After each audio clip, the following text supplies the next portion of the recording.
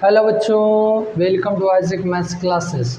तो बच्चों, आज हम बढ़ चुके हैं अपनी आबीयू की 3.2 एक्सरसाइज में और उसमें हम 16 नंबर क्वेश्चन की ओर बढ़ चुके हैं। बच्चों, आप लोगों से एक निवेदन है कि आप लोग वीडियो क्वालिटी 360 या उससे आगे करें ताकि आपको वीडियो क्लियर दिखाई दे। मेरी मजबूरी है कि मैं कुछ कारणवश नहीं आपको पूरी क्वालिटी उपलब्ध करवा पा रहा हूँ, इसके लिए मैं आपसे माफ़ी चाहता हूँ।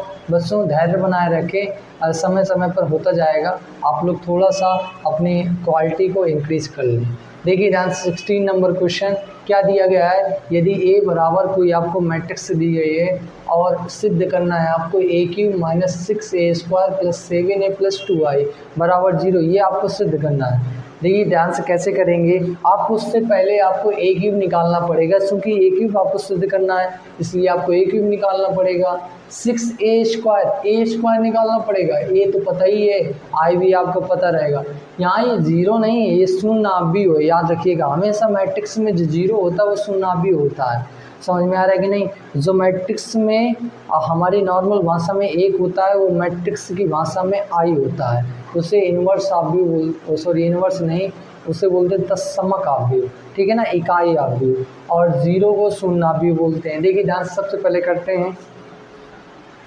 आपको क्या निकालना है, a³ निकालना है। a³ निकालने से पहले आपको a² निकालना पड़ेगा। तो क्यों ना हम a² निकाल लें। तो a² बराबर क्या आ जाएगा, a² बराबर हो जाएगा a × a।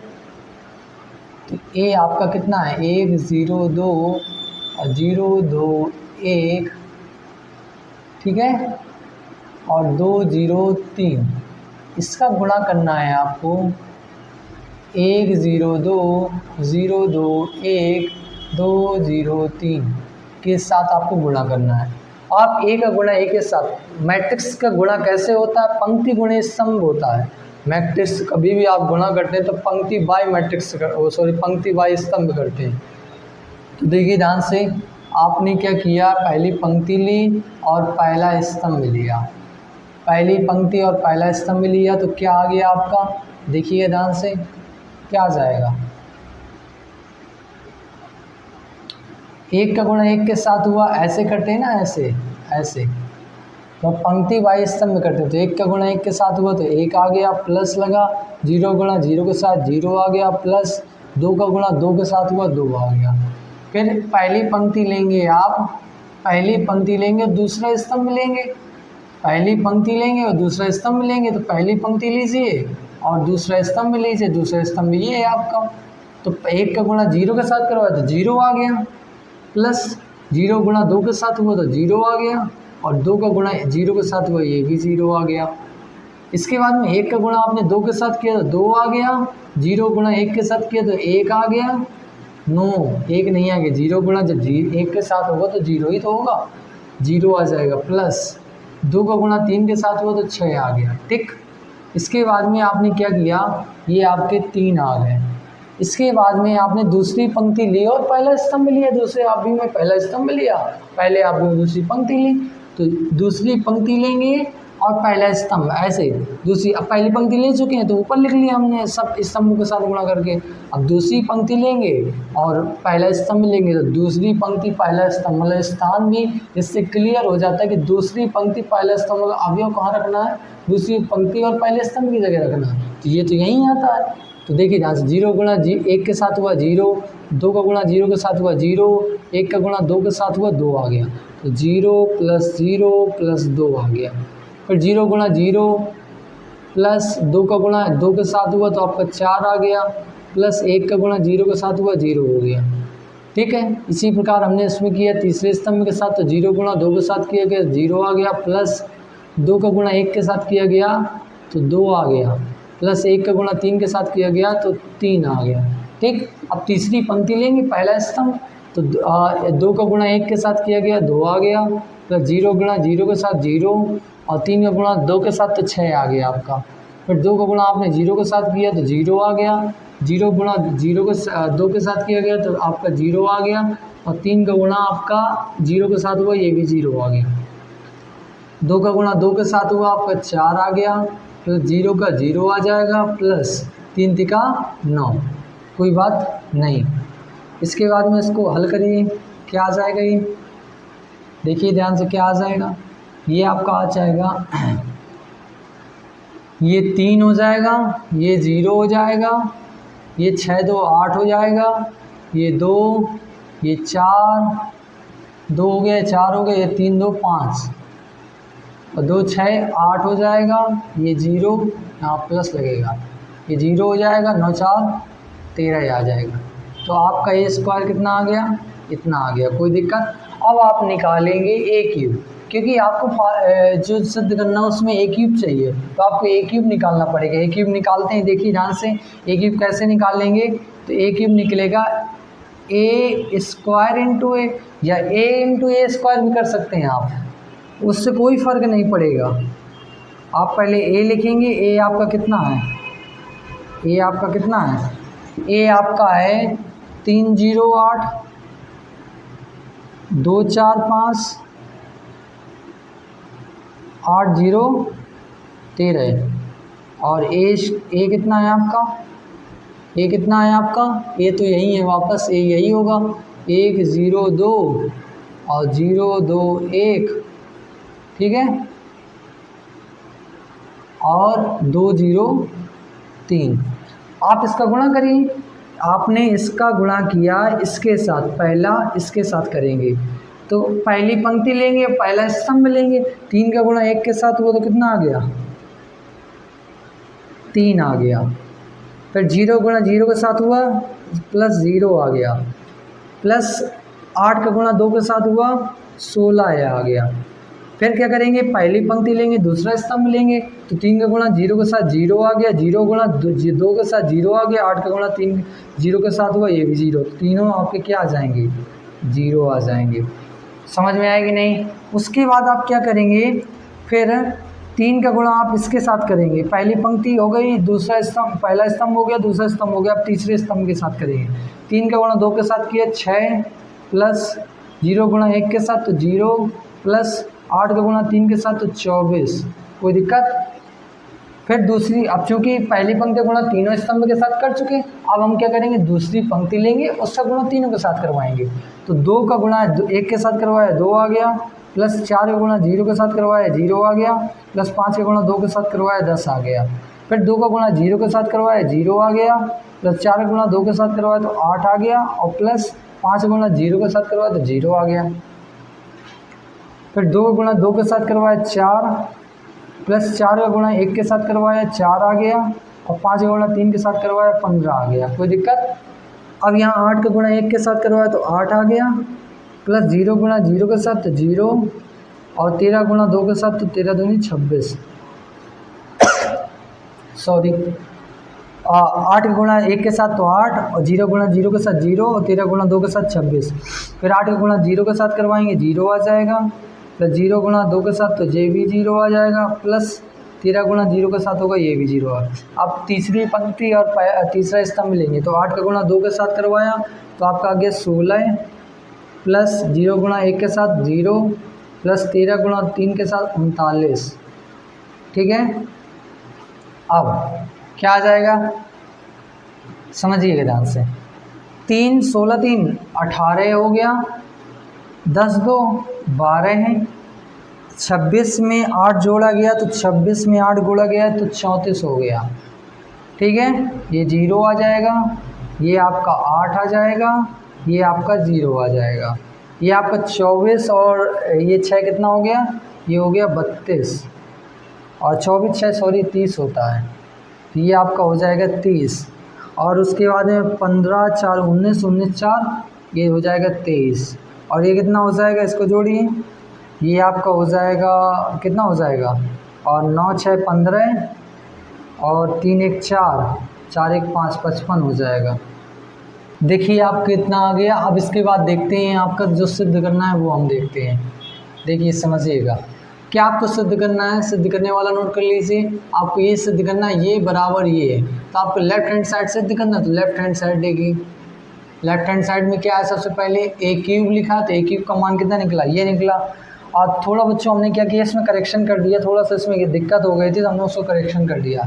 क्या होता है कई बार क्वेश्चन करते करते कोई नंबर छूट जाता है, तो आप हमेशा मल्टीप्लाई जब करिए और केयरफुली जब आप कभी भी मैट्रिक्स को सॉल्व कर रहे हो बहुत विशेष तरीके से सॉल्व करिएगा, मतलब केयर से सॉल्व करिएगा, नहीं तो क्वेश्चन की गलत होने की संभावना ज़्यादा होती है। हमसे वही मिस्टेक हुई, थोड़ा सा हमने यहाँ क्या किया था कि हमने यहाँ पर एक का गुणा जब एक के साथ करवा तो एक आ जाता, 0 गुणा 0 के साथ 0 और 2 का गुणा 2 के साथ करवा तो 4 आता, हमने यहाँ 2 लिख दिया था, जिस कारण हमारा पूरा क्वेश्चन यहाँ 3 हुआ और यहाँ 3 हुआ, ऐसे ऐसे क्वेश्चन हमारा ऊपर वाली लाइन खराब हो गई थी, तो हमने उसको करेक्ट कर लिया। 4 + 1 5 होता है और फिर 5 से हमने करेक्ट कर दिया है। ध्यान से देख लीजिए, आप भी अपने क्वेश्चन में करेक्शन कर लीजिएगा, ठीक है ना। अब देखते हैं, बढ़ते हैं अपना सिद्ध करने वाले पोर्शन की ओर।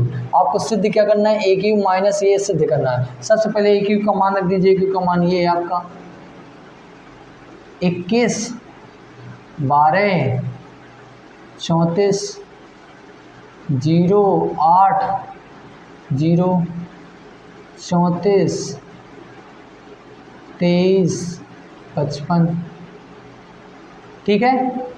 और माइनस लिखा आपने 6 का गुणा करवाना है, ठीक है।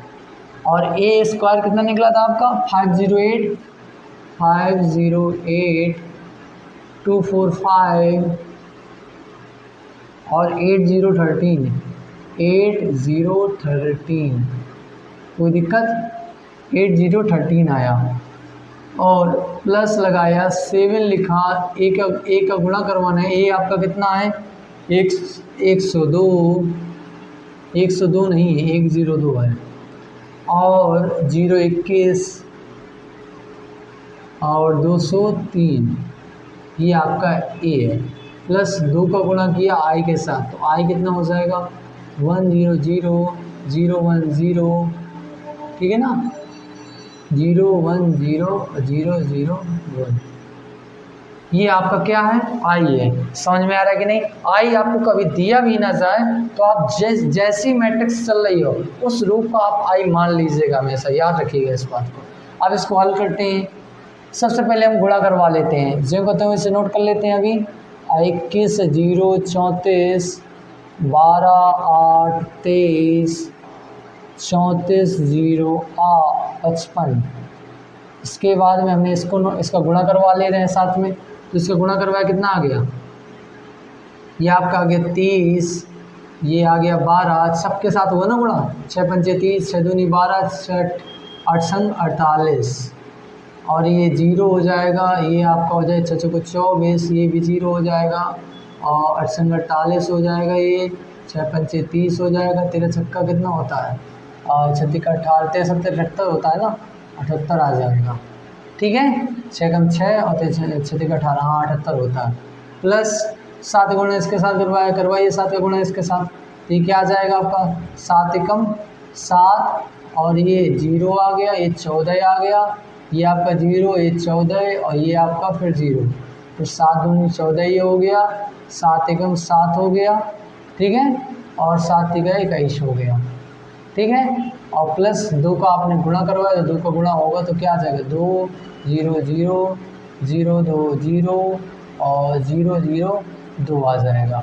हल कर लीजिए, पहले इन दोनों घटा लीजिए, इन दोनों जोड़ लीजिए, एक तरफ घटाइए एक तरफ जोड़िए। इन दोनों घटाएंगे तो कैसे घटते हैं, संगत अवयव घटते हैं। तो 21 में 30 गया, 21 माइनस 30 कितना होगा, 21 में 30 गया तो माइनस का 9 बचेगा, फिर 0 में आपने 0 घटाया तो 0 आ जाएगा, 34 में आपने 48 घटाया तो कितना आ जाएगा 4, और आपका आ जाएगा 1 14 में, वो भी माइनस का 14 है। फिर 12 में 12 घटाया गया 0 आ गया, 8 में 24 घटाया गया तो 8 तिका 24 होता तो माइनस का 16 आ गया, और 23 में आपका 30 घटाया गया तो माइनस का 7 आ गया। 34 में आपका कितना घटाया गया 48, 34 में 48 घटाएंगे तो माइनस का 14 आ जाएगा, 0 में 0 घटाया गया 0 आ गया, 55 में 78 घटाया जाएगा तो आ जाएगा 3 5 3 8 और 5 2 7 27 आ जाएगा, 23 आ जाएगा माइनस का वो, ठीक है। और यहाँ पर इनको जोड़िए, इन दोनों को जोड़ लिया और यहाँ पर रख रहे हैं तो 7 में 2 जोड़ा गया 9 आ गया, और 0 में 0 जोड़ा गया 0 आ गया, 14 में आपका जोड़ा गया तो 14 आ गया, जीरो में जीरो आ गया, और ये 14 में 2 जोड़ा गया 16 आ गया, और उसके बाद में 7 में 7 आ गया, और 14 में 14, ये 14 आ जाएगा, जीरो का जीरो हो जाएगा। ठीक है, 21 में 2 जोड़ा गया तो 23 हो जाएगा। ठीक है, अब इन दोनों को जोड़ दीजिए, जोड़िए इन दोनों को। -9 में 9 जोड़ा गया तो -9 + 9, और जीरो में जीरो जोड़ा गया तो 0 + 0, -14 + 14। ठीक है, जीरो में जीरो जोड़ा गया 0 + 0, -16 + 16, और 0 + 0। ठीक है, -14 + 14, -7 + 7, -23 + 23। ठीक है, ये कितना आ गया आपका? ये आपका आ गया 9 में 9 जोड़ा गया, आपका आ गया ये 0 आ गया, सब ये 0 हो जाएगा, ये भी आपका 0 हो गया, 14 से 14 कट गया, ये भी 0, 16 में 16 कट गया 0 0, ये भी क्या आ गया 0, ये भी क्या 0, ये भी 0। तो आपका ये क्या आ गया? ओ आ गया। एक आपका शून्य भी आ गया, उससे ओ से प्रदर्शित करते इसलिए ओ आ गया। अतः क्या हुआ? Left hand side is equals to right hand side. आपको यही सिद्ध करना था, आपने सिद्ध कर लिया। समझ में आया कि? अब देखते हैं 17 नंबर क्वेश्चन। 17 नंबर क्वेश्चन क्या है? यदि ए बराबर कोई मैट्रिक्स आपको दी गई तथा आई दिया गया, आई दे भी ना दे तब भी, चूंकि 2/2 की मैट्रिक्स दी गई है, आप 2/2 का आई आप भी अपनी ओर से मान सकते थे, मतलब ये आई मान सकते थे। और ये आपको कोई दिया गया है, कंडीशन दी गई है, तो के का मान निकालना है। देखिए ध्यान से कैसे करते हैं। इस कंडीशन में ए स्क्वायर दिख रहा है तो ए स्क्वायर सबसे पहले निकालना पड़ेगा, तो हम आप ए स्क्वायर निकाल लेते हैं। देखिए ए स्क्वायर निकालते हैं, ए स्क्वायर बराबर क्या आ जाएगा? ए इंटू ए होता है ना, तो ए इंटू ए लिखा, ए इंटू ए, तो ए कितना है? 3 - 2 4 - 2, ये नहीं है आपका, तो आपने एक नोट कर लिया। फिर वापस से एक नोट किया, 3 - 2 और 4 - 2, कोई बात नहीं, गुणा करवाइए। जब आप गुणा करवाएंगे तो पंक्ति वाइज स्तंभ गुणा होगा, तो 3 का गुणा 3 के साथ हुआ तो कितना आ गया? 9 आ गया, प्लस -2 का गुणा 4 के साथ हुआ तो -8 आ गया, -8 आ जाएगा।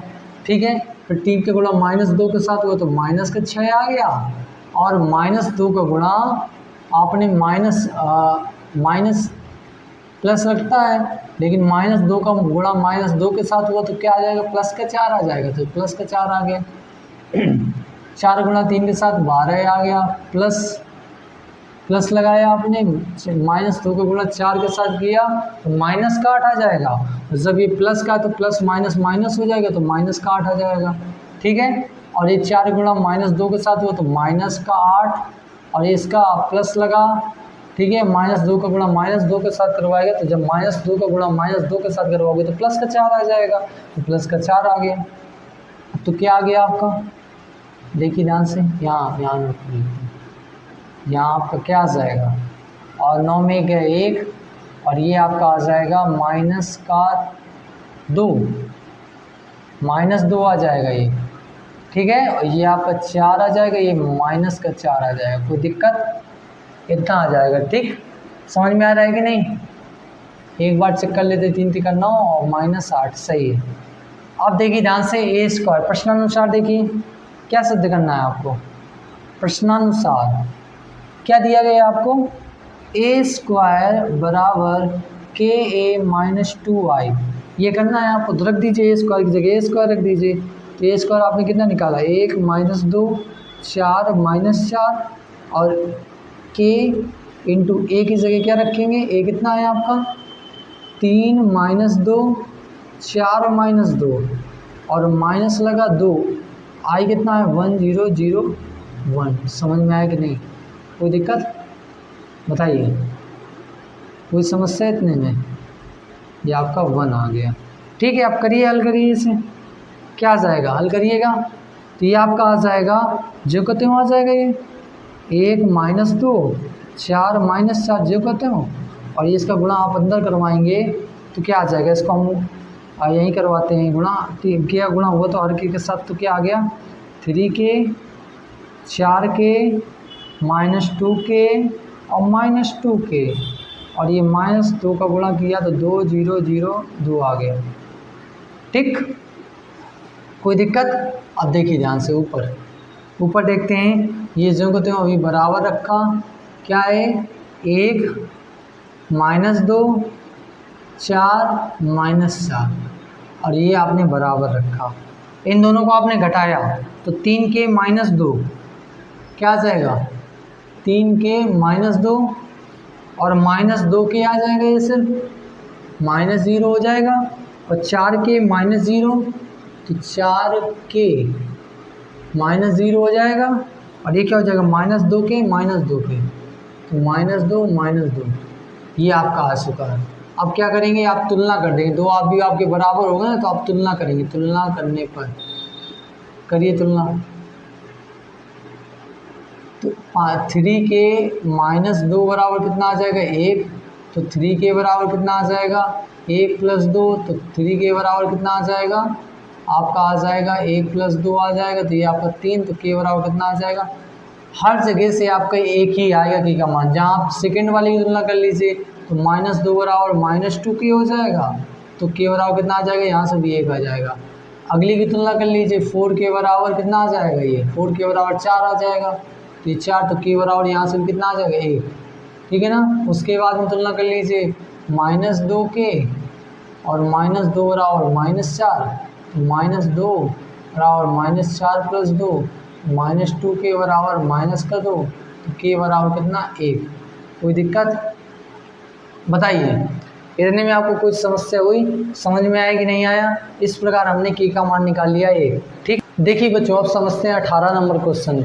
ये क्वेश्चन जो आप देख रहे हैं ना आपके सामने, जो स्क्रीन पर आपके क्वेश्चन आ रहा है, ये क्वेश्चन बहुत इंपॉर्टेंट क्वेश्चन है। आपके बोर्ड एग्जाम में ये कई बार क्वेश्चन आ चुका है, इसलिए इस क्वेश्चन को विशेष रूप से देखिएगा, विशेष ध्यान से देखिएगा। आपको ये ए बराबर कोई मैट्रिक्स दी गई है, लेकिन वो मैट्रिक्स आपको त्रिकोणमिति के रूप में दी गई है। tan चल रहा है उसमें, और यहाँ भी देखो tan -tan α/2, ये tan α/2 है, और i 2 कोटि का एक तत्सम काव्य। i कितना है 2 कोटि का है, ठीक है कोई बात नहीं। तो सिद्ध कीजिए i + a बराबर i - a, और ये एक मैट्रिक्स सिद्ध करनी है। याद रखिए बहुत आसान क्वेश्चन है ये, सिंपल सा समझिए थोड़ा सा। आपको इसके लिए हम आपको देखो इसके दो तरीके होते करने के। हम आपको जो सिंपल तरीका होगा उसी तरीके से आपको बताएंगे।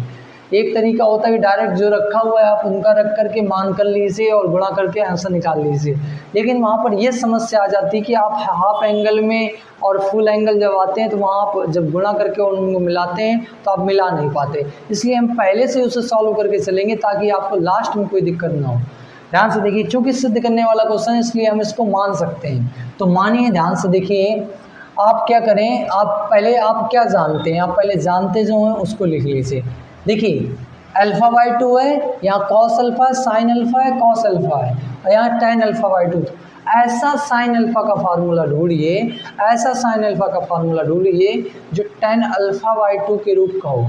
तो आपके दिमाग में आएगा कि आपने पढ़ा होगा एक फार्मूला कि sin अल्फा बराबर होता है 2 tan α/2 बटे 1 + tan α/2।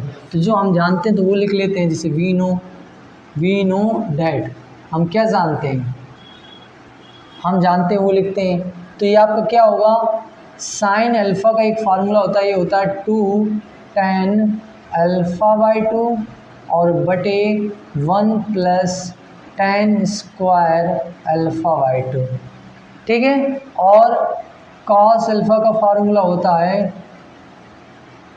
आपका, क्या होता है यहाँ लिख लीजिए, cos अल्फा का फार्मूला होता है आपका 1 - tan स्क्वायर α/2 बटे 1 + tan स्क्वायर α/2, ठीक है। समझ में आ रहा है कि नहीं। ये आप दो फार्मूले पहले से जानते थे, त्रिकोणमिति में हाफ एंगल फार्मूले नाम से जाना जाता है। तो आप देखिए ध्यान से ये दो फार्मूलों के बारे में। इसके बाद में आप क्वेश्चन में मान लीजिए कुछ tan चल रहा था, हम tan को मान लेते हैं। तो मान लिया, माना tan α/2 बराबर आपने मान लिया x है। क्या मान लिया, x है। जहाँ जहाँ tan α/2 चल रहा होगा हम उसे x मान लेंगे। सिंपल है, विद समझिएगा ध्यान से। ठीक, क्या आ जाएगा sin अल्फा कितना आ जाएगा, फिर यदि आपने इसे माना और tan α/2 को आपने x मान लिया तो sin α क्या हो जाएगा, ये हो जाएगा 2x बटे 1 + x²। और cos α कितना हो जाएगा, ये कितना हो जाएगा 1 - x² बटे 1 + x²। समझ में आ रहा है कि नहीं, कोई दिक्कत। इसके बाद में आप क्या करेंगे, आपका a कितना आ जाएगा, अगर आपने ये सम माना तो a को भी चेंज करेंगे तो ये कितना हो जाएगा आपका 0 - x और tan α/2 कितना था, ये भी x था, ये 0 हो गया। तो आप सबसे पहले निकालते हैं लेफ्ट हैंड साइड, समझिएगा ध्यान से। आप क्या निकालते हैं, लेफ्ट हैंड साइड निकालिए। लेफ्ट हैंड साइड आपको सिद्ध ये करना है ना, सिद्ध ये करना है ना ये। तो लेफ्ट हैंड साइड में क्या लिखा, i + a, तो i क्या है, i 2/2 का है तो 1 0 0 1 आ जाएगा। समझ में आ रहा है कि नहीं। प्लस इसके साथ a को जोड़ना तो a को जोड़ दीजिए तो कितना आ जाएगा, a को जोड़ेंगे आप तो कितना आ जाएगा 0, a कितना था आपका 0 - x। अब ये a नहीं, क्योंकि आप मान चुके हैं तो आपका a ये हो जाएगा, तो 0 - x x 0 जोड़ लीजिए, कितना आ जाएगा आपका, जोड़िए, आ जाएगा आपका, एक में 0 जोड़ा गया तो 0 हो गया, 0 में -x जोड़ा गया तो -x हो गया, एक में x हो गया और एक में 0 जोड़ा गया तो 1 हो गया। जोड़ रहे हैं ना, 1 होगा, जुड़ा नहीं करना। ये आपका आ जाएगा i + a। समझ में आया कि नहीं आया। अब हम निकालेंगे राइट हैंड साइड।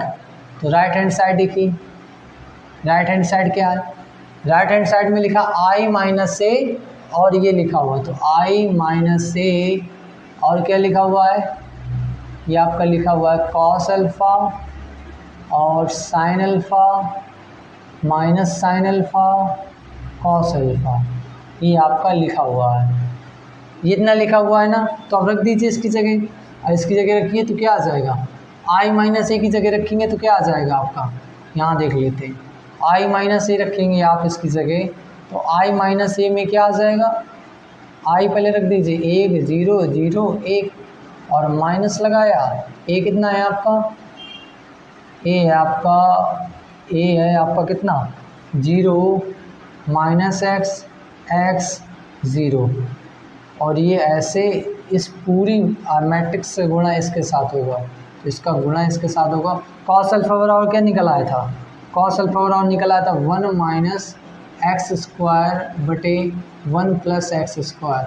और sin α कितना था, ये sin α था आपका, अभी ऐसे रहने दो फिर बाद में लिख लेंगे, नहीं ऐसे लिख लेते हैं, चलो 1 - x² 1 + x² और ये कितना था, ये 2x बटे 1 + x² है, ठीक है। ये कितना हो जाएगा -2x बटे 1 + x² और ये कितना हो जाएगा 1 - x² बटे 1 + x², ठीक है।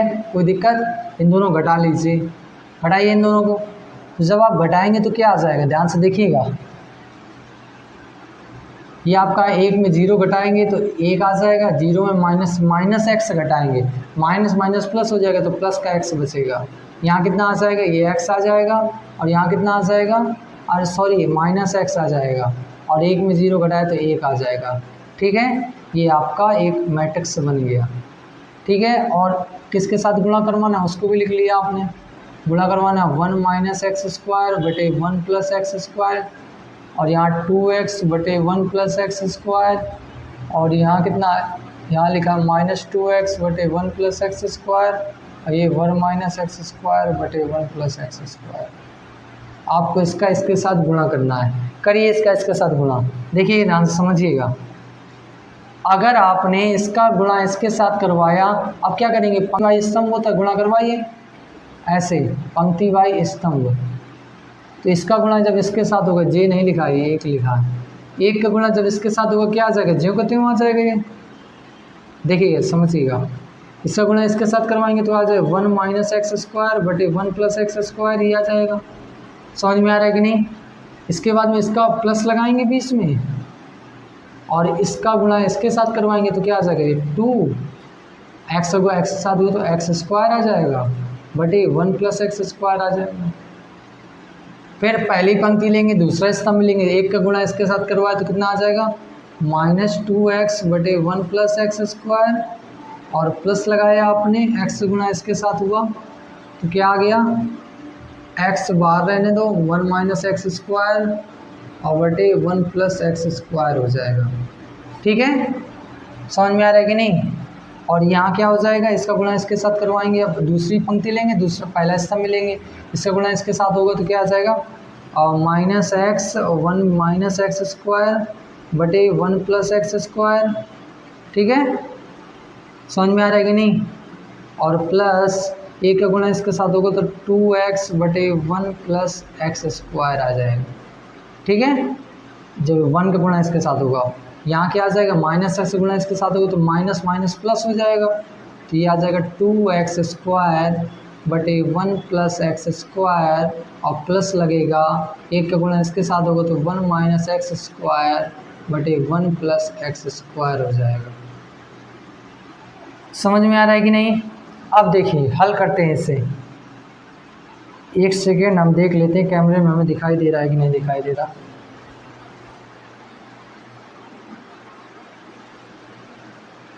हाँ दिखाई दे रहा है। अब देखिए ध्यान से इसको हल करते हैं। कैसे हल करेंगे, देखिए ध्यान से, आप क्या करेंगे, इन दोनों में एलसीएम लेंगे तो एलसीएम किसका आ जाएगा 1 + x² का एलसीएम आ जाएगा, और ऊपर क्या बचेगा 1 - x² बचेगा, और प्लस यहाँ क्या बचेगा 2x²। कोई दिक्कत, यहाँ क्या होगा, नीचे ऐसे नीचे कर लीजिए, और 1 + x² का आपने एलसीएम लिया। ठीक है, यहाँ क्या हो जाएगा, यही बचेगा, तो इसको हम गुणा करके लिख देते हैं एक साथ, तो -x गुणा 1 के साथ करेंगे तो -x हो जाएगा, और माइनस माइनस प्लस तो ये हो जाएगा x³। ठीक है, और यहाँ क्या हो जाएगा, यहाँ बचेगा प्लस का 2x ही बचेगा। ठीक है, और यहाँ क्या आ जाएगा, यहाँ भी देख लीजिए एक बार, यहाँ 1 + x² का यहाँ भी कॉमन लेंगे आप, तो यहाँ क्या आ जाएगा माइनस का 2x आ जाएगा, प्लस x का गुणा भी करवा देते हैं साथ में, तो x - x³ हो जाएगा। ठीक है, और x³ भी लिखा है, और यहाँ क्या आ जाएगा, यहाँ आ जाएगा 1 + x² और यहाँ आ जाएगा 2x² + 1 - x²। हल करिए,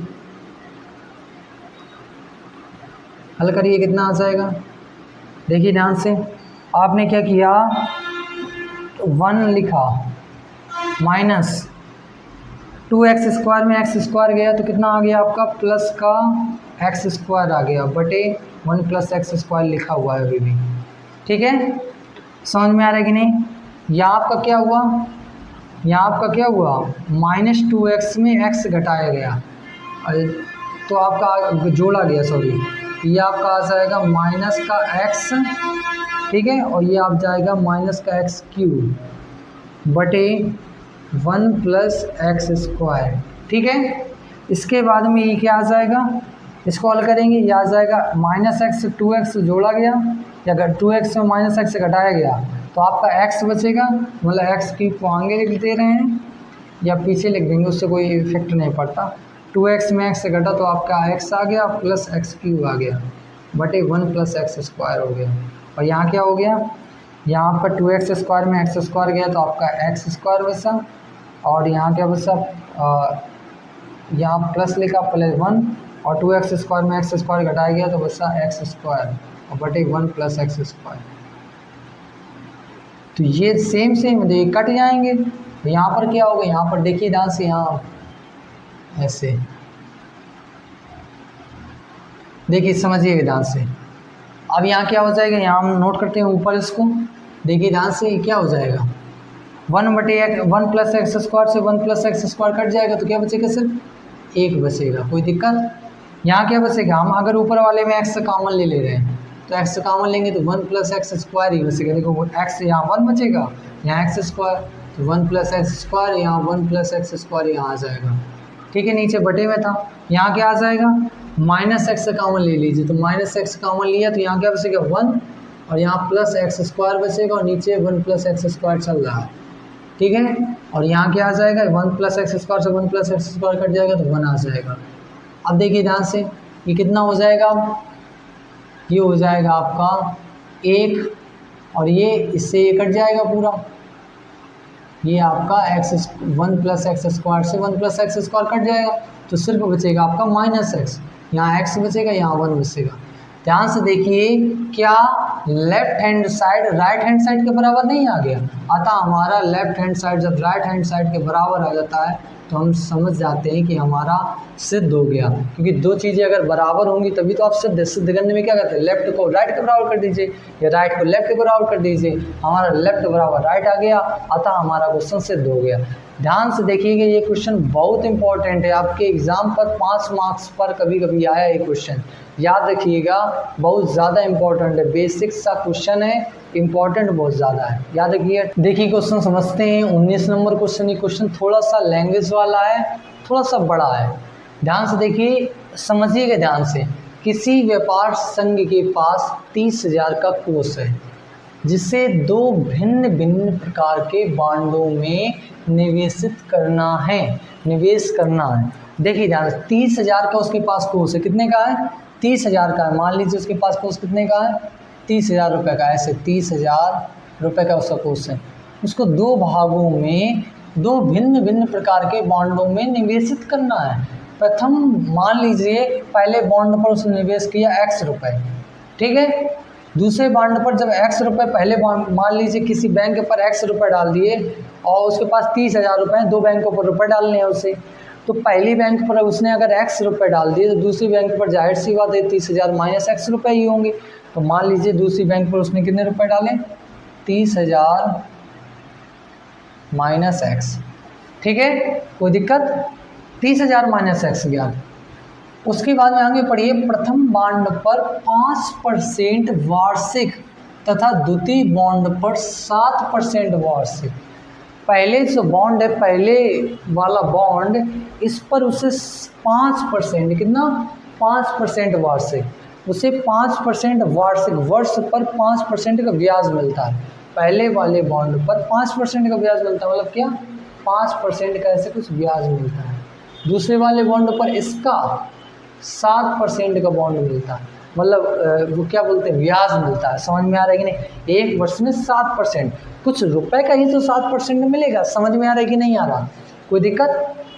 इतना मिलता है। तो आपको ये देखो, ये जो क्वेश्चन है ना, ये आप सिंपल तरीके से भी कर देते हैं। अगर आपको ये मिलता तो इसका 5% निकालते हैं और इसका 7% निकालते, जो ब्याज होता, क्या बोलते हैं उसे, हाँ, ब्याज निकालते हैं। इसका 5% ब्याज, इसका 5% निकाल लेते हैं, इसका 7% निकाल ले और दोनों को जोड़ देते हैं और ये लास्ट में बताएगा कि 1800 के बराबर आप दिखा देते हैं ब्याजों को, तो 1800 के बराबर। लेकिन चूंकि ये क्वेश्चन मैट्रिक्स का, इसलिए मैट्रिक्स से ज़्यादा करना है। कहा गया, आबी गुणन का प्रयोग द्वारा यह निर्धारित कीजिए, किसके? आबी गुणन, इसने साफ साफ बोला है आबी गुणन का प्रयोग करिए, कि गुणन मतलब गुणे का प्रयोग करके निकालना है आपको, कि प्रयोग द्वारा ये निर्धारित कीजिए कि 30,000 रुपये के कोष को 2 प्रकार के बॉन्डों में निवेश करने के लिए किस प्रकार बांटें जिससे व्यापार संघ को प्राप्त कुल वार्षिक ब्याज, कुल व्यापार संघ को कुल वार्षिक ब्याज 1800 प्राप्त हो या 2000 प्राप्त हो। समझिएगा पहला क्वेश्चन, देखिए ध्यान से। हम एक चीज़ और जानते हैं, समझिए एक किस चीज़ हम और जानते हैं। मान लीजिए आपके पास ऐसे लिखा होता, मान लीजिए आपके पास क्या लिखा होता, ऐसे होता कि इनकम का एक फार्मूला होता है, मिश्र धन का एक फार्मूला होता है, कंपाउंड इंटरेस्ट आप जब पढ़ते हैं तो सिंपल इंटरेस्ट का एक फार्मूला होता है। एसआई बराबर क्या होता है? पीआरटी। क्या होता है? एसआई बराबर होता है पीआरटी। एसआई का मतलब इनकम, सिंपल इंटरेस्ट का एक फार्मूला होता है पीआरटी, यही होता है ना, पीआरटी बटे 100 होता है, जिनमें से आप मान लीजिए आर को मान लीजिए आर बटे 100 लिखा हुआ, आर परसेंटेज, जहाँ पर आप मतलब ऐसे होता है, इस टाइप का फार्मूला। समझ में आ रहा है कि नहीं? इस टाइप का होता है ना। अब ध्यान से देखिए, यहाँ अगर आपने देखा तो आपके पास इंटरेस्ट भरा ये, और टाइम आपको कितना दिया गया? 1 वर्ष से 1 साल का दिया गया, तो 1 साल रख दीजिए। टी बराबर कितना दिया गया? 1 साल। 1 साल ही तो दिया गया, 1 साल। टी का मान 1 साल दिया गया, तो ये टी बराबर 1 साल हो जाएगा, तो आई बराबर क्या आ जाएगा? पी आर बटे 100, यही आएगा ना। और देखो इन दोनों का गुणा हो रहा है, P इंटू आर का गुणा हो रहा है, ये P और R का गुणा हो रहा है, ये इंटरेस्ट लिखा हुआ है। इंटरेस्ट का फार्मूला आ जाएगा P का गुणा करिए 8/100 के साथ, तो इसको देखो फार्मूले के अनुसार चेंज कर देते हैं। अब आइए पहला क्वेश्चन देखते हैं। पहला क्वेश्चन आपका क्या है? पहला क्वेश्चन दे रहा है कि आप ऐसे निवेश करिए और जो पहली आपकी इंटरेस्ट बन रही है, जो आपका टोटल ब्याज बन रहा है, मतलब आपको ऐसे निवेशित करना है कि आपका टोटल पहले ब्याज 1800 बने। अगर टोटल ब्याज 1800 बन रही है तो टोटल इंटरेस्ट आपकी क्या है? मान लीजिए इसको आपने इनकम को आई मान लिया, इंटरेस्ट को सॉरी आई मान लिया, ये आपकी 1800 है, तो जो इसको मैट्रिक्स के रूप में ऐसे दर्शा दिया। कोई दिक्कत हुई? मैट्रिक्स के रूप में दर्शाया, समझ में आया कि नहीं? इसके बाद में यहाँ पर P कितना है? P कितना है समझिए, P यहाँ पर आपका P कितना है?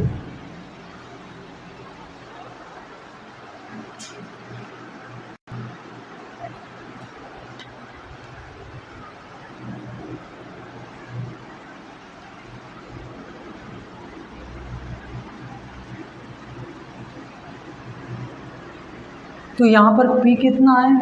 P का देखते हैं ध्यान से। P कितना होगा आपका? क्योंकि P आपका ये धन होता है ना, मतलब जो आपका रुपए लगा है, कितना आपने निवेश किया, X रुपए है, 30,000 माइनस X रुपए है, 30,000 माइनस X। लिख दीजिए इसको आप भी के रूप में कैसे लिखेंगे?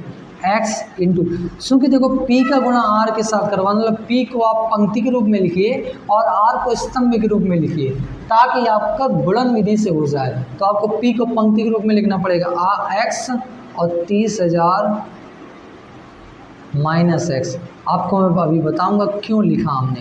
उसके बाद में हम R को कैसे लिखेंगे?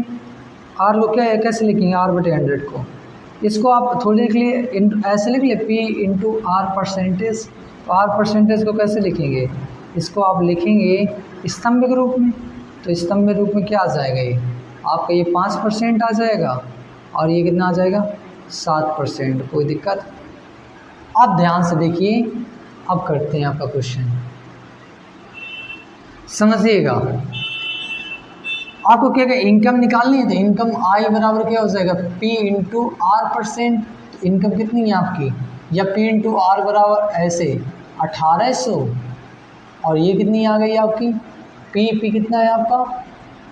X इंटू 30,000 माइनस X, और इसमें इंटू करवाया अपने आर परसेंटेज 5% और 7%।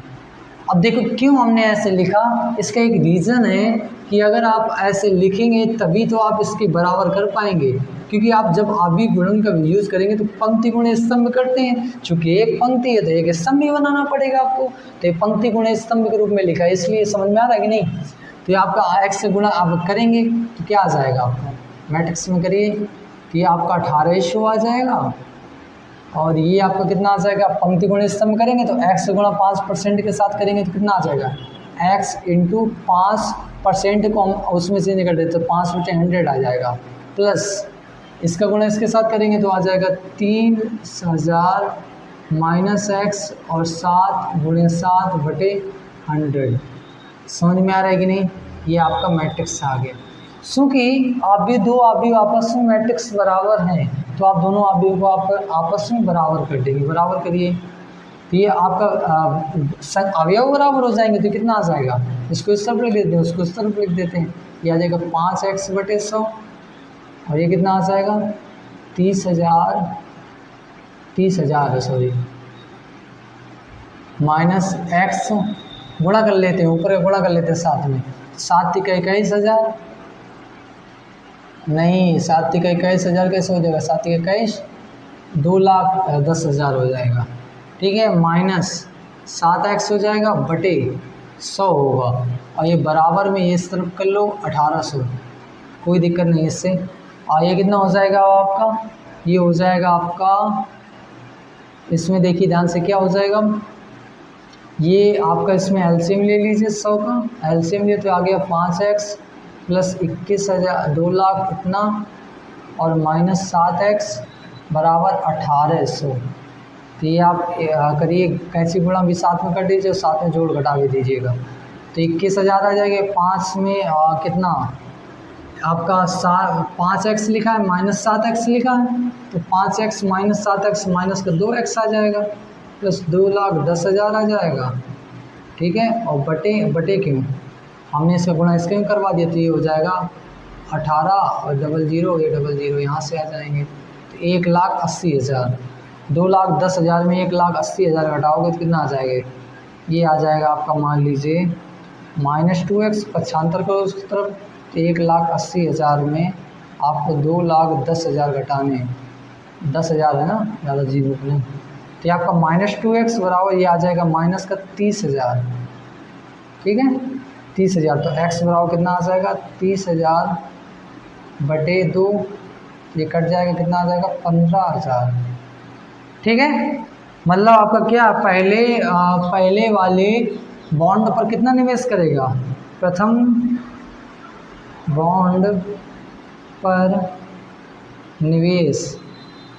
निवेशित धन कितना होगा, 1500 होगा, 15,000 सॉरी, समझ में आया कि नहीं। और दूसरे बॉन्ड पर निवेशित धन कितना हो जाएगा, 30,000 माइनस एक्स होगा, तो 30,000 माइनस एक्स मतलब 15,000, तो कितना आ जाएगा, 15,000 रुपये। समझ में आया कि नहीं, यहाँ ऐसे लिख लीजिए, 30,000 माइनस 15,000, तो ये आपका आ जाएगा 15,000 रुपये।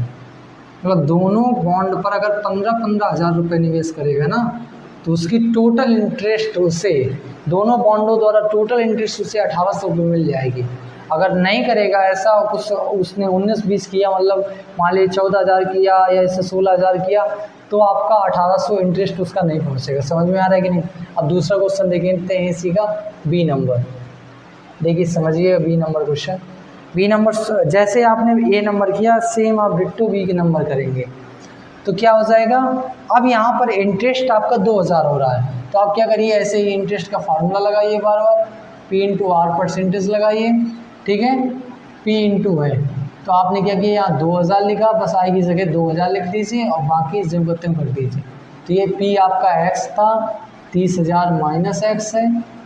ठीक है, और इसका आपने गुणा करवाया किसके साथ, आप 5% मतलब 5/100 के साथ, और यहाँ 7% मतलब 7/100 के साथ, इसके साथ गुणा करवाइए, तो ये आपका आ जाएगा 2,000, और ये बराबर, और इसका गुणा होगा तो क्या आ जाएगा अंदर, क्या आ जाएगा, x गुणा तो 5x/100, और यहाँ आ जाएगा आपका 30,000 माइनस x, और इसका 7/100, और बीच में क्या लग जाएगा, प्लस लग जाएगा। दो मैट्रिक्स आपस में बराबर हैं, तो दोनों मैट्रिक्स को आपस में बराबर कर दीजिए। क्या आ जाएगा, 5x/100 और प्लस 30,000 गुणा करवा लीजिए साथ में, 2,10,000 माइनस 7x/100, और ये कितना आ जाएगा, 2,000। ठीक है, समझ में आया कि नहीं। एलसीएम ले लीजिए, एलसीएम लेंगे 100 का, क्या आ जाएगा, 5x प्लस 2,10,000 माइनस 7x बराबर ये 20,000 होगा, सॉरी 2,000 होगा। कैंची गुणा करिए, साथ में हल भी कर लीजिए, तो 5 में माइनस का 2x हो गया और प्लस 2,10,000 हो जाएगा, और ये बराबर इसका गुणा आपने इसके साथ किया, 2,000 गुणे 100 हो जाएगा। तो ये कितना आ जाएगा, -2x प्लस, यहाँ 2,000 का गुणा करोगे तो कितना आ जाएगा, 3 जीरो इसके, 2 जीरो इसके, तो 5 जीरो हो जाएगा, ये 2 लाख आ जाएगा, मतलब पूरा का पूरा। अब पक्षांतर कर लीजिए, तो 2 लाख में आपने 2,10,000 आपने घटाया। ठीक है, 2 लाख आपने 10,000 घटाया, तो आपका कितना आ जाएगा, -2x बराबर ये आ जाएगा माइनस का 10,000, 10,000 आएगा, 2 लाख 10,000 तो 10,000 आ जाएगा। तो x बराबर कितना आ गया, x बराबर आ गया आपका, कितना आ गया x बराबर, यहाँ देखिए x बराबर आ गया आपका, यहाँ कितना आ जाएगा, 10,000 बटे 2, तो आप आ जाएगा 5,000, कितना 5,000 रुपये। मतलब प्रथम बॉन्ड में कितना निवेश करेगा, प्रथम बॉन्ड पर निवेशित धन प्रथम बॉन्ड पर कितना निवेशित धन हो जाएगा 5000। द्वितीय बॉन्ड पर निवेशित धन ये कितना 30,000 माइनस एक्स मतलब 30,000 माइनस 5,000 तो ये कितना हो जाएगा 25,000। ठीक है, ये इतना आ जाएगा। पहले बॉन्ड पर 5,000 निवेशित करेगा, दूसरे बॉन्ड पर 25,000 निवेशित करेगा। समझ में आ रहा है कि नहीं आ रहा? कोई देखिए ध्यान से अपना 20वां नंबर क्वेश्चन। किसी स्कूल की पुस्तकों की दुकान में 10 दर्जन रसायन विज्ञान, 8 दर्जन भौतिक विज्ञान तथा 10 दर्जन अर्थशास्त्र की पुस्तकें हैं। इन पुस्तकों का विक्रय मूल्य क्रमशः 80 रुपये, 60 रुपये तथा 40 रुपये प्रति पुस्तक है। पुस्तकों नहीं है, प्रति पुस्तक है। आबी बीजगणित के प्रयोग द्वारा ज्ञात कीजिए कि सभी पुस्तकों को बेचने से दुकान को कुल कितनी धनराशि प्राप्त होगी। आपके पास रसायन विज्ञान की पुस्तक 10 एक पुस्तक का मूल्य, रसायन विज्ञान की एक पुस्तक का मूल्य 80 रुपये है, भौतिक विज्ञान की एक पुस्तक का मूल्य 60 रुपये है और अर्थशास्त्र की एक पुस्तक मूल्य 40 रुपये है और 10 दर्जन पुस्तकें हैं। मतलब कहीं ना कहीं पुस्तकों की संख्या कितनी है 10 दर्जन। एक दर्जन में 12 होती हैं पुस्तकें, तो 10 दर्जन में कितनी हो जाएंगी 120। मतलब पुस्तकों मान लिया। ऐसे कैसे करते हैं देखिए ध्यान से। माना ए पुस्तकों की संख्या, माना पुस्तकों की संख्या। अब चूंकि धनराशि निकालनी है तो आप जो पुस्तक खरीदें और पुस्तकों की संख्या का गुणा अगर आप उसकी मूल्य से करवा देंगे, उस पुस्तक के मूल्य से, तो आपका टोटल धनराशि निकल आएगी। तो हम वही करने जा रहे हैं। देखिए ध्यान से, मान लीजिए पुस्तकों की संख्या ए माना और ये बराबर हमने क्या मान लिया ऐसे।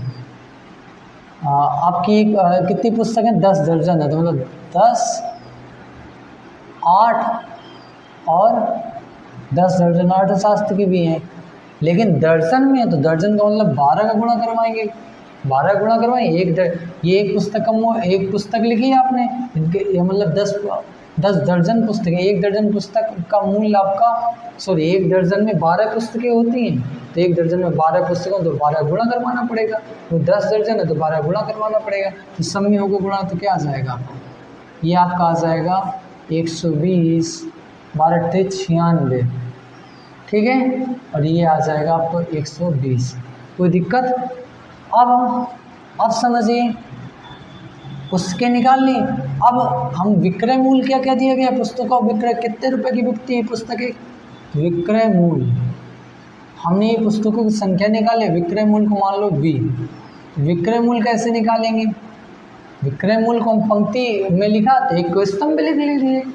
तो आपने इसमें लिखा 80, एक पुस्तक का मूल्य 80 रुपये रसायन विज्ञान की, और भौतिक विज्ञान की पुस्तक का मूल्य 60 रुपये, अर्थशास्त्र की आपकी 40 रुपये। तो आपने B मान लिया। अब चूंकि आपने दोनों का मूल्य निकालना है तो कहीं ना कहीं पुस्तकों का कुल धनराशि निकालनी, कुल धनराशि आपको निकालनी है। धनराशि कैसे निकलेगी, A × B का गुणा कर दोगे जब तो धनराशि निकलेगी। आप भी बीजगणित का प्रयोग करना है, इसलिए आप भी बीजगणित की सहायता से करेंगे।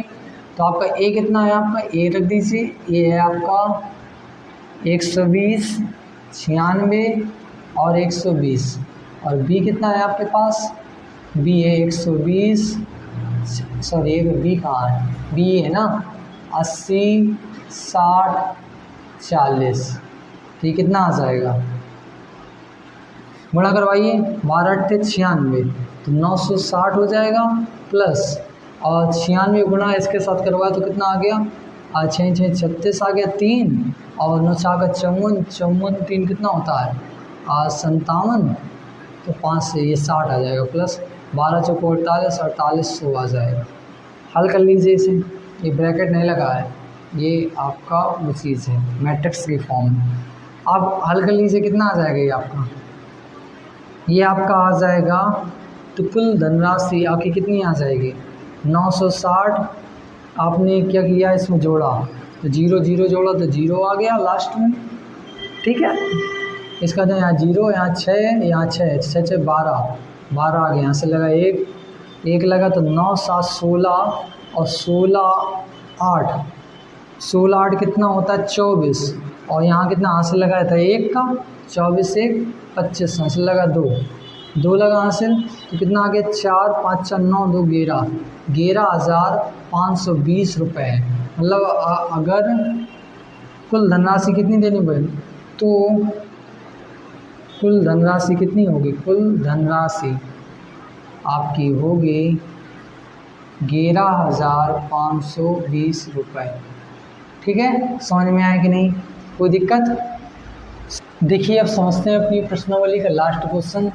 मान लीजिए आपको x y z w तथा p क्रमशः 2yn 3y के 2yp n/3 और py के कोटियों के आव्यूह हैं। सबसे पहले इसे हम लिख लेते हैं, अपने हिसाब से लिख लेते हैं।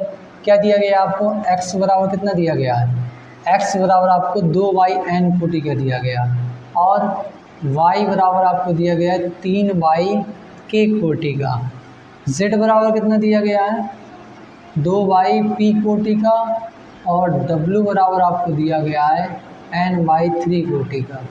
इसके बाद आपको p दिया गया है py के कोटि का। समझ में आ रहा है कि नहीं, ये कोटि का दिया गया है। इसमें 2 सवाल दिए गए हैं, 21 और 22 नंबर इसी पैटर्न से होंगे। P Y plus W Y के परिभाषित होने के लिए एन के पी में क्या प्रतिबंध होगा, क्या रिलेशन होगा। और 22वां नंबर सवाल, यदि एन का मान पी के बराबर होगा तो इतना ये कितना होगा।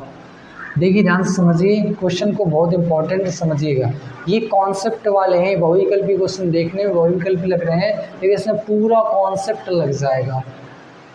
जो आपने अभी तक सीखा, गुणा और इनमें सीखा, वो पूरा कॉन्सेप्ट इसमें अप्लाई होगा।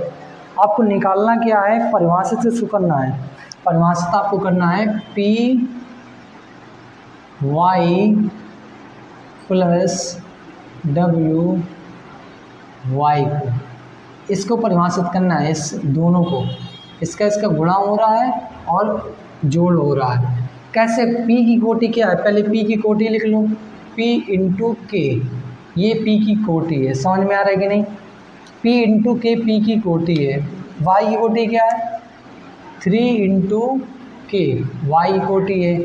और w की कोटि क्या है n/3, और y की कोटि क्या है 3/k।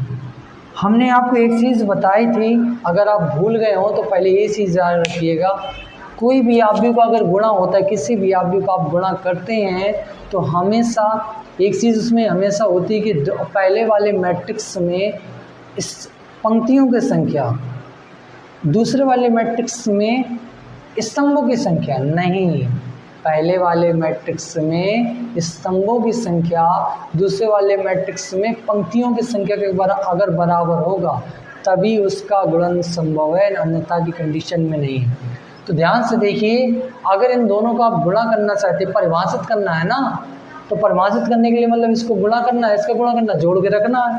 अगर इन दोनों का आप गुणा करना चाहोगे, अगर इन दोनों का धोखे से भी आप गुणा करना चाहोगे, तो इसके जो स्तंभों की संख्या है, जो आप इसमें देख रहे हैं ना, जो इसके स्तंभों की संख्या पहले वाले आव्यूह में इसके पंक्तियों की संख्या के बराबर होना चाहिए।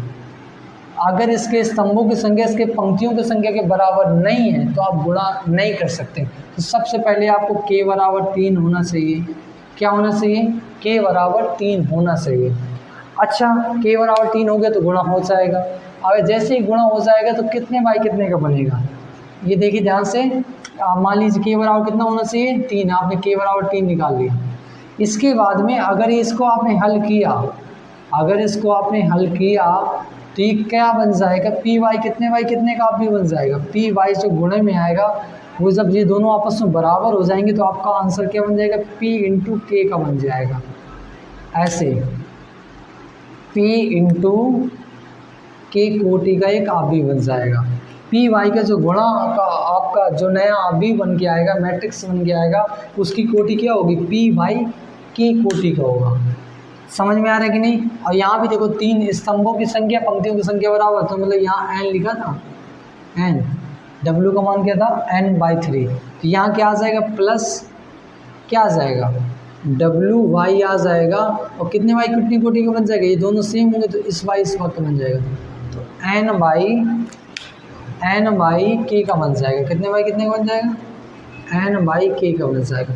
अच्छा, दो आप भी कब जोड़ सकते हैं, दो आप भी अगर दो मैट्रिक्स आप जोड़ रहे हैं, दो मैट्रिक्स तभी जोड़े जा सकते हैं जब उनमें पंक्तियों की संख्या इस बराबर हो और स्तंभों की संख्या के बराबर हो।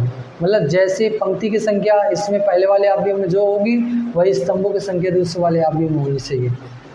समझ में आ रहा है कि नहीं? तो जैसे इसमें पंक्तियों की संख्या p है तो इसमें भी जाहिर सी बात है पंक्तियों की संख्या p ही होनी चाहिए। अगर इसमें स्तंभों की संख्या k है तो इसमें भी स्तंभों की संख्या k होनी चाहिए। तो ये तो बराबर है, लेकिन p बराबर n के नहीं, तो आप क्या करेंगे, अगर परिभाषित करना तो p बराबर n के भी कर देंगे, मतलब पंक्तियों की संख्या के बराबर कर देंगे।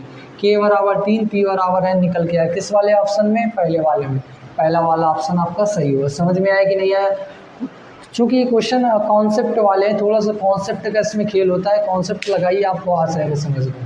दूसरा क्या, यदि n बराबर p है, यदि क्या है, n बराबर p है आपको दे रहा है, तो 7x माइनस 5z की कोटि बताइए। अच्छा 7x, तो x की कोटि है क्या, x जो आव्यूह है, x मैट्रिक्स से उसकी कोटि क्या है, x की कोटि क्या है, x आपका कितना था, 2yn का था, तो x की कोटि क्या है, 2yn।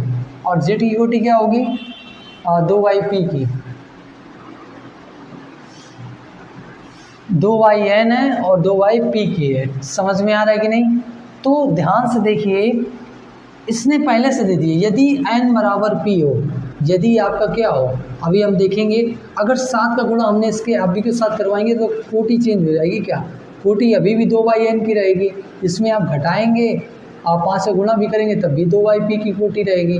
अब दो अवयव को आप घटा रहे हैं तो मतलब पंक्तियों की संख्या बराबर हो, स्तंभों की संख्या के बराबर हो, तभी तो आप घटा सकते हैं। तो मतलब क्या होना चाहिए, चूँकि उसने दे भी दिया है, यदि उसने दे दिया, यदि n बराबर क्या है, p है, तो यहाँ 2yn कितना हो जाएगा, ये बराबर हो जाएगा 2yp के, और 2yp किसके बराबर हो जाएगा, 2yn के। कुछ भी कर सकते हैं, p को n के बराबर है। तो देखिए ध्यान से, इन चारों में से अगर कोई भी आपको ऑप्शन दिख रहा है आप उसे टिक लगा दीजिए। ध्यान से देखिए, 2y है तो 2y सब में होना चाहिए, 2y कहीं दिख रहा है, सिर्फ एक ही दिख रहा है, तो यही वाला आपका ऑप्शन आपका सही होगा। तो समझ में आया कि नहीं आया बच्चों? देखिए ध्यान से, ये आपका 21 और 22वां नंबर क्वेश्चन आपने देखा। बच्चों आज के लिए हम इतना ही रखते हैं, आपसे मिलते हैं नेक्स्ट वीडियो में। आपका ये 3.2 एक्सरसाइज आज कंप्लीट होती है। अब मिलते हैं आपसे नेक्स्ट वीडियो में, अब सीखेंगे अगली एक्सरसाइज के उसके इंट्रोडक्शन के बारे में। ठीक है बच्चों, तो तब तक के लिए बच्चों जय हिंद।